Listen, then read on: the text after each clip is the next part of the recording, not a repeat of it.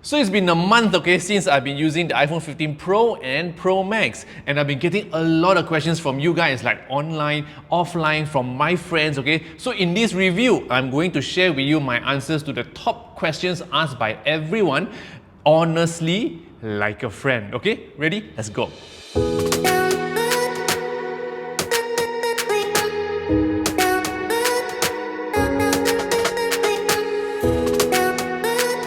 What's up guys, Jason Smashpop here. So in this video, I'm going to answer the top 10 questions that I've been getting so much, okay, in the last 1 month. So the first question is, so the iPhone 15 Pro and Pro Max come in 4 colors, okay? Blue titanium, natural titanium, there's also white titanium and black titanium, but best color to buy is definitely the natural titanium, okay, because this is natural for a reason. This is the original color for the titanium, and blue, white or black is actually like a coating on top of the natural titanium, so if you scratch it, you will then reveal the natural titanium. It's safer to get the natural. The iPhone 15 Pro and Pro Max, okay, is actually the first iPhone to be using an aerospace grade titanium. And if you look on the side, it is actually brushed design and it looks a lot nicer than before. Also, the edges are now a little bit curved, hence it is more comfortable to hold, okay. So titanium naturally is actually stronger and lighter at the same time. If I remember correctly, it's 20 grams lighter than the previous generation, okay. But you need to know the outside is titanium, but inside it is still 100% recycled aluminium, just so you know.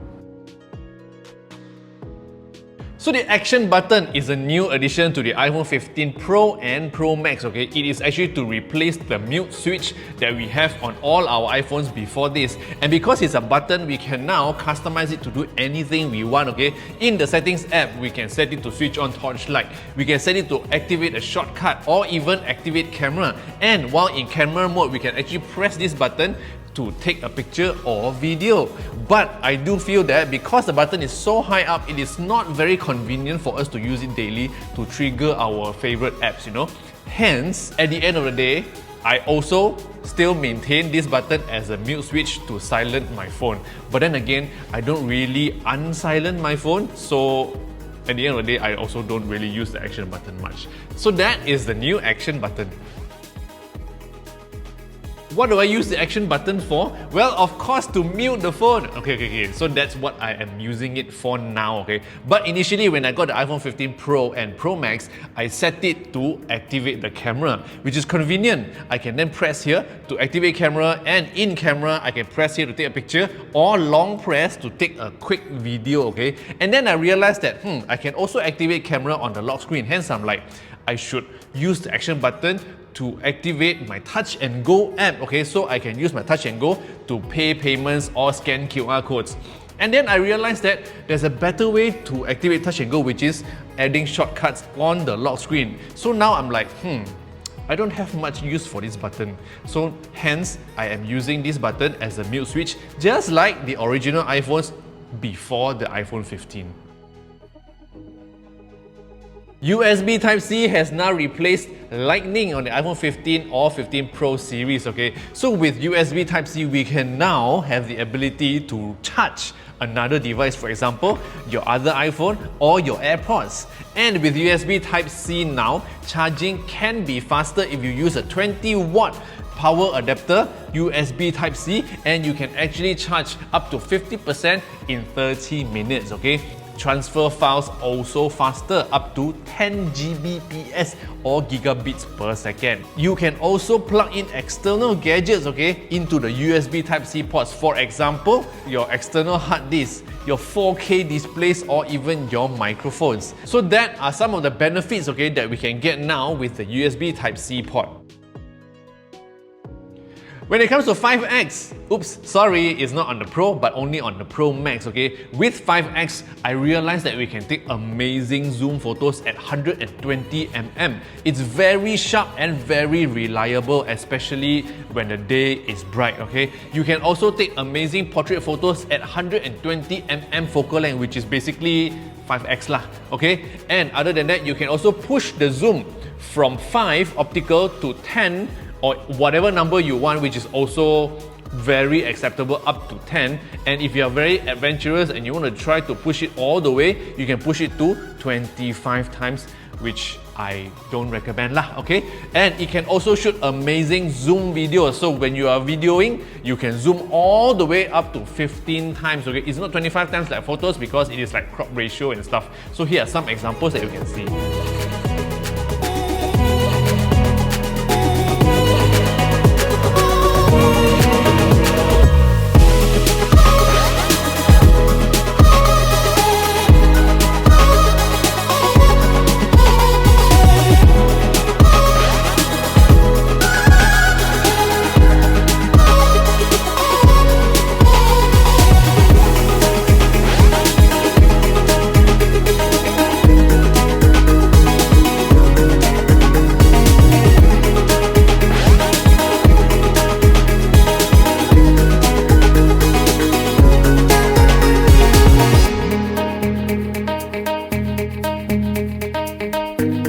3x on the Pro or 5x on the Pro Max, well, it's really down to personal preference, but I just want to tell you that you do get 3x and 5x on both the phones, okay? It's just that on the Pro, 3x is optical, hence it's very sharp, 5x is digital, hence it is less sharp, okay? Now, on the Pro Max, because the zoom optical starts with 5x, we can actually push the zoom a lot further, digitally up to 25 zoom, okay? So here's an example of a photo that you can see taken at 3x and 5x from the same spot.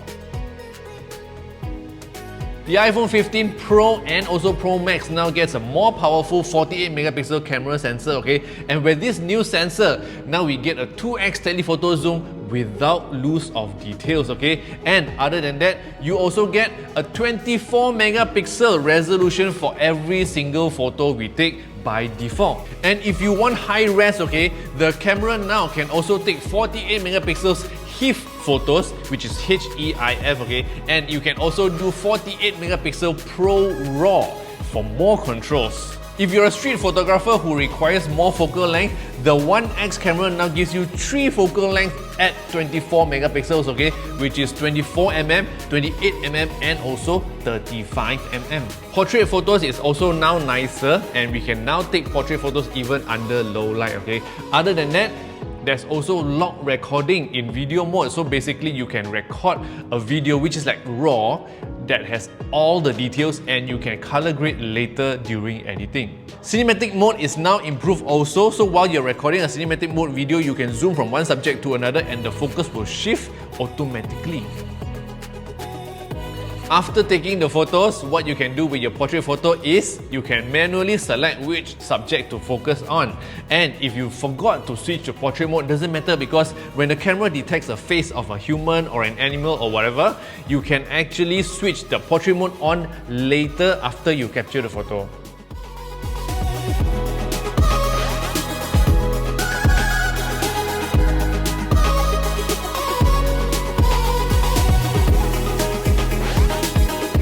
To be honest, the battery life was very bad when I got the iPhone 15 Pro and Pro Max, okay? It can last up to about lunchtime only, and I was like shocked to see the battery life like that. But after multiple iOS updates on the phone, I realized that it has been improved, and now I can actually get battery life up to dinner time, around there, okay? But of course, it can never last up to midnight if I unplug it in the morning, okay? So my recommendation is to always bring a power bank, just in case if you have a heavy day that you need to record a lot of videos, you need to create a lot of content, or you need to play a lot of games, the power bank will come in handy.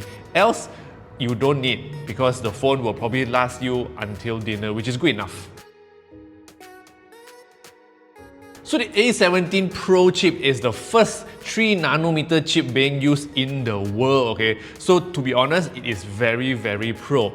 But I can also tell you, because what we do on the iPhone every day is scrolling Instagram, taking photos, taking videos, editing our own faces, our own selfies and stuff like that, we might not notice how fast it is compared to the previous generations. For example, if you are using the iPhone 14 Pro series, you might not notice the difference at all, okay? But if we really want to see how good it is, we can try console level games, for example Resident Evil 2, whereby we can see how amazing it renders the graphics, and for example games like CSR2, whereby we need the graphics to be very intensive and very fast, it is able to handle all this nicely. So I feel that if you are using an iPhone 14 Pro Max and want to upgrade because of the Pro chip, maybe not yet. So that were the top 10 questions that I got in the past month from everyone. Hope I am able to help you guys decide whether you should upgrade to the iPhone 15 Pro or Pro Max or not, okay? So as a conclusion, I would like to say that as a user of this phone every day, I really like the 5x zoom camera on the Pro Max. I really like the titanium build because it is very comfortable to hold in the hand. Only if you don't use a casing lah. So if you use a casing, you totally won't be bothered at all whether it is nice to hold or not because you won't be holding the phone, right? But the 20 grams lighter is definitely something you can feel, okay? So the moment you hold it in your hand, you'll be like, oh, it is actually lighter. So that is what I like about the new 15 Pro and Pro Max. What I don't like is probably the battery life still, okay, even after so many iterations of iOS 17 updates. I'm now using 17.1. The battery is still not up to par and not what I expected for an iPhone. So hopefully they will still improve it in future iOS updates. So that is all from me, an honest review from a friend to another friend, okay? So if you like gadget reviews like this, don't forget to subscribe to this channel, press the button below this video, share this video with your friends and family who are thinking of buying a new iPhone, okay? And follow me on all social platforms. My name is Smashpop and I'll see you in the next one. Yo!